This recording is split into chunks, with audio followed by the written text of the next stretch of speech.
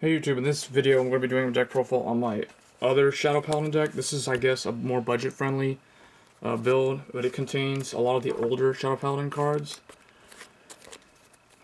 So it contains the new Grade 3 Witch of Curse Talisman Etain. I'm trying to see how you would play this card because it's one of those, it's very much like a, it's almost like a Murakumo type of Vanguard in the sense that it is a defensive type of card instead of an offensive Vanguard. Especially in the late game because that's when its limit break is active. I think this card would be a lot better if it didn't have the limit break, if it was able to use it at all times. So, the starter is still Fullbau. We're still running the full ride chain with the Blaster Dark. The only difference is there's no longer, I'm not running the Phantom Blaster Overlord in here, so there's no cross ride. I had to take it out to make room for the other grade 3s. Whoa, I don't know what that's doing there. Anyway, 4 Abyss Healer, the original heal.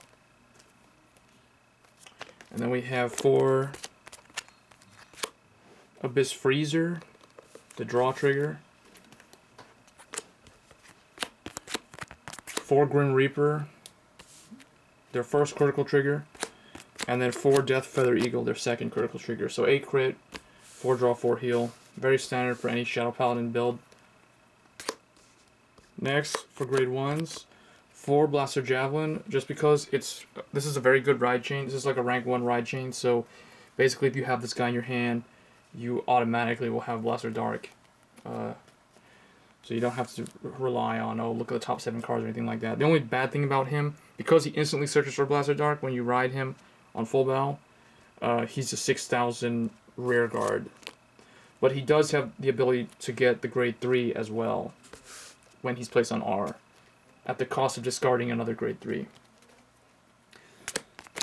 Next, 4 Dark Shield McLear, the original Sentinel.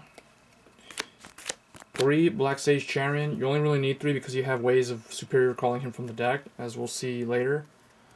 And there isn't really room for 4, because I'm running 2 Gururubau, just for some extra rush, offense, early game. If you get lucky, you have this in your hand. And then I'm still running my 1 Witch of Nostrum because I think it's a pretty decent tech card. Kind of like how Dragon Monk Gojo is a very good tech card for Kagero. So that's my grade 1 lineup. Also, I guess the theme of this deck is the Mage stuff. It's got the caster Shadow Paladins in it because the new grade 3 is a Witch. So Witch of Nostrum is still going to be in here, representing the grade 1s. For grade 2, 2 Blaster Dark. You only need 2 because of Javelin's effect to instantly search him, effectively making 2 of these the equivalent to running 4 of these. Next, 3 Darkness Maiden Macha. She's one of the main vanguards for superior calling. This is how you're going to get Charon behind her to set up a 16k column. So similar to Tartu. This is the original. The only downside to her is she's an 8,000 attacker instead of a 9,000 attacker. And then 1, I'm just trying this card in here. It's not really necessary. 1 Moonlight Witch Vaha.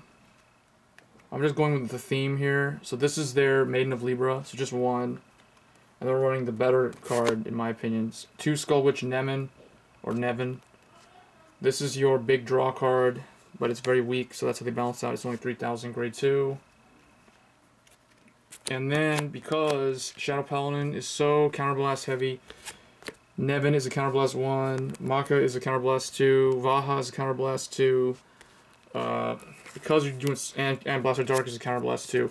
So much counterblast on the grade 2 lineup, you have to run Curse Lancer, so I put 3 Curse Lancer in to try to get some of that damage back, flip it back up so you can use it again.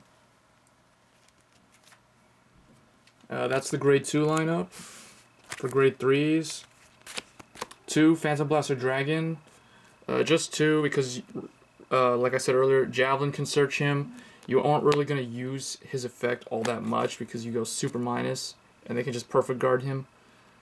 Because it's not an auto effect, it's an activate effect, so you have to do it on main phase, which is really bad.